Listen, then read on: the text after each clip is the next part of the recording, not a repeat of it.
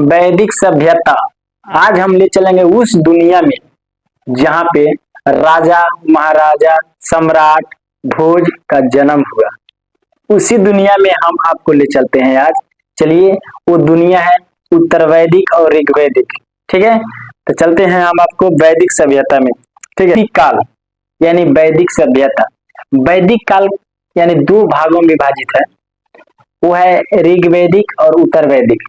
ठीक है, ऋग्वैदिक है 1500 ईसा पूर्व से 1000 ईसा पूर्व, यानी घटते जाता है। ठीक है, और उत्तर वैदिक है 1000 से 600 ईसा पूर्व। आर्य सर्वप्रथम आए थे तो पंजाब और अफगानिस्तान में बसे थे। ठीक है, और आर्य जब आए थे, आर्य जब पहली बार आए थे हमारे हिंदुस्तान में, तो पंजाब और अफगानिस्तान में ही डेरा डाले थे। मैक्स मुलर ने आर्यों का मूल निवास मध्य एशिया को माना है, यानी वो मध्य एशिया के थे। ठीक है, और हम आपको ये बनाए आर्यों द्वारा निर्मित सभ्यता वैदिक सभ्यता कहलाती है। इसी को हम आप पढ़ा रहे हैं, वैदिक सभ्यता। वैदिक सभ्यता से ही राजा महाराष्ट्र सौराष्ट्र विराट भोज स्वराज सब आता है इसी में। ठीक है, आप लोग बने रहिए और देखिए ये कहाँ से शुरू होता है। वैदिक सभ्यता 1500 ईसा पूर्व से 1000 ईसा पूर्व, और उत्तर वैदिक 1000 से 600 ईसा पूर्व। ठीक है, देखिए आर्य द्वारा विकसित सभ्यता ग्रामीण सभ्यता थी। ठीक है, और निर्मित सभ्यता वैदिक सभ्यता कहलाई। ठीक है, आर्यों के प्रशासनिक इकाई आरोही क्रम में ऐसे बांटा गया था, जैसे कि पहले कुल था, उसके बाद ग्राम हुआ, उसके बाद विश्व कहा जाता था, उसके बाद जन और राष्ट्र। ठीक है, ग्राम के मुखिया को ग्रामनी कहा जाता था और विश्व का प्रधान विश्वपति कहलाते थे। जन के शासक को राजन कहते थे। ठीक है, राजधिकारियों में पुरोहित एवं सेनानी प्रमुख थे। ये उस समय की बात हो रही है जब हम लोग बहुत तरह से, जैसे समझिए कि गुलामी के समय में थे। उस समय बहुत गुलामी हो रहा था, समझे। सुत रथकार तथा कम्मादी नामक अधिकारी रत्नी कहे जाते थे। इनकी संख्या राजा सहित करीब 12 हुआ करती थी।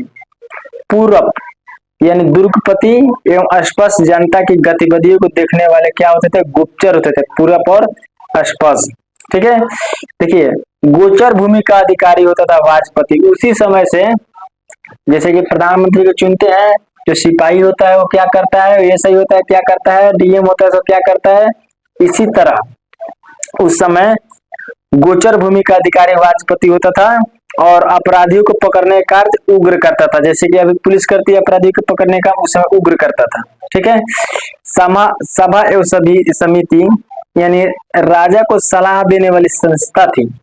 ठीक है, राजा को सलाह देने वाली संस्था सभा एवं समिति करती थी, और सभा श्रेष्ठ एवं सम्भ्रात लोगों की संख्या थी, जबकि समिति सामान्य जनता का प्रतिनिधित्व करती थी। इसके अध्यक्ष को इंसान कहा जाता था।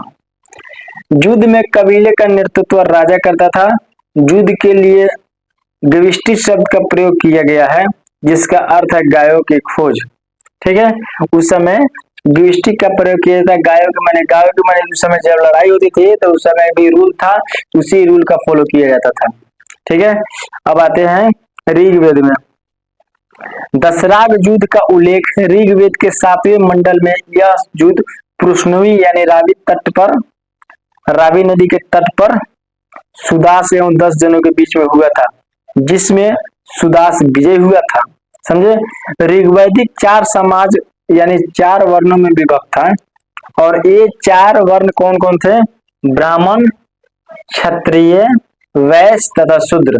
वो आज भी चलता आ रहा है, उसी समय ऋग्वैदिक काल से चल रहा है। बताइए कितना दिन से चल रहा है।